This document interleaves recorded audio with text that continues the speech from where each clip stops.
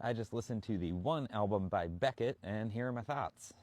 So I'm almost done going through the band Spirit, and the big thing that Spirit's famous for is suing Led Zeppelin for copyright, because Led Zeppelin's song Stairway to Heaven copies a solid couple of bars from Spirit's song Taurus, and being inspired by this kind of David versus Goliath kind of copyright lawsuits, I wanted to go through Beckett, who is mainly, I think, famous for a copyright lawsuit against Iron Maiden.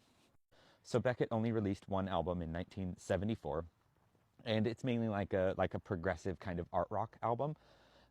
Pretty mid-pace throughout, but it's very, very chill. It's very relaxed. It's a very pretty album. The copyright song in question is from this album, and it's called Life's Shadow, and it is responsible for not only one, but two copyright lawsuits against Iron Maiden. So the first was that there are a couple of bars in this song Life's Shadow that were directly copied in Iron Maiden's very famous song Hallowed Be Thy Name. And it is like the best lines from Hallowed Be Thy Name too. So it's kind of a bummer when I go back and listen to it and I'm like, oh, I thought this was an original genius line by Steve Harris, but I guess it wasn't. And then the second was more on the instrumentation side. So later on in the song Life's Shadow, there's a few bars of instrumentation that were copied by Iron Maiden in their song The Nomad, which appeared on the Brave New World album released in 2000. The lawsuit was settled outside of court, and Iron Maiden had to stop performing Hallowed Be Thy Name for a short period of time, but they went back once the lawsuit was settled. I'm actually seeing Iron Maiden twice next month, once in Portland, once in Tacoma, Washington. Anyways, back to the Beckett album. As I said before, like, this is a very pretty album. It's pretty mid-pace throughout. It has any kind of upwards momentum of speed or energy it has is quite minimal and modest, I'd say. It's a very solid album. There isn't one part of it that I dislike listening to. There isn't any part of it I would consider to be weaker.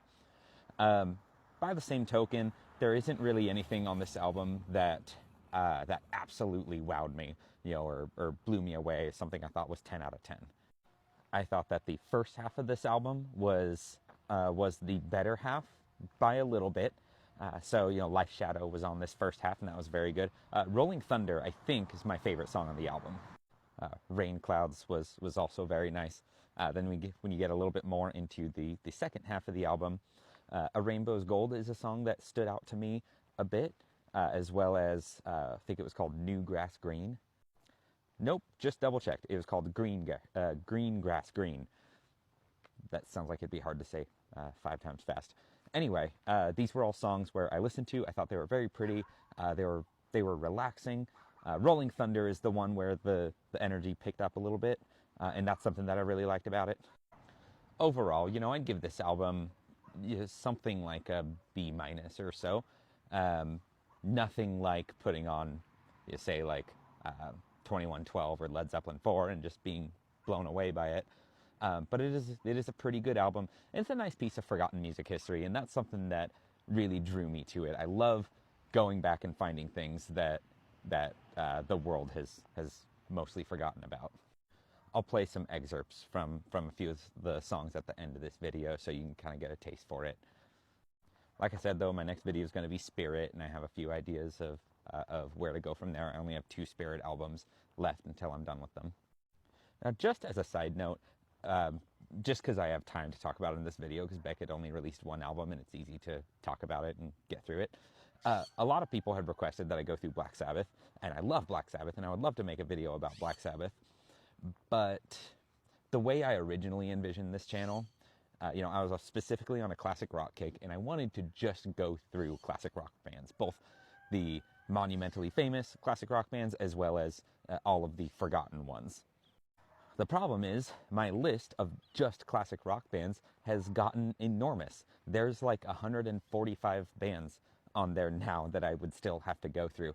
And if I stayed dedicated to classic rock, then it would be a few years before I got around to Black Sabbath.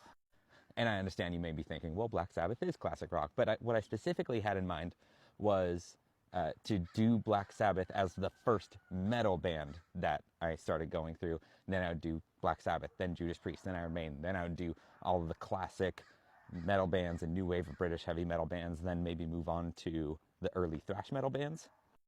I am considering ditching that plan though. One, because I don't want it to be 3 or 4 years before I get to Black Sabbath and Judas Priest and Iron Maiden. And two, so that I get a little bit more variety in what I'm listening to, because it's not that easy to go through discography after discography and not have any sort of what you might call palate cleansers in between, something to break up the mood a little bit. So, to my dozens and dozens of adoring fans, I pose a question. Would you rather I stick to my original plan, only go through like 60s and 70s classic rock, psych rock, hard rock, stuff in there, then move on to heavy metal and keep it very structured? Or do I bring the heavy metal into what I'm already doing right now? So you'll see more videos going over 70s and 80s metal bands interspersed with the 60s and 70s classic rock bands. You are, after all, what I do all this for. Anyways, that's all I got for you. Thank you for sticking around and listening to what I have to say about Beckett. Here are some of my favorite songs from this album.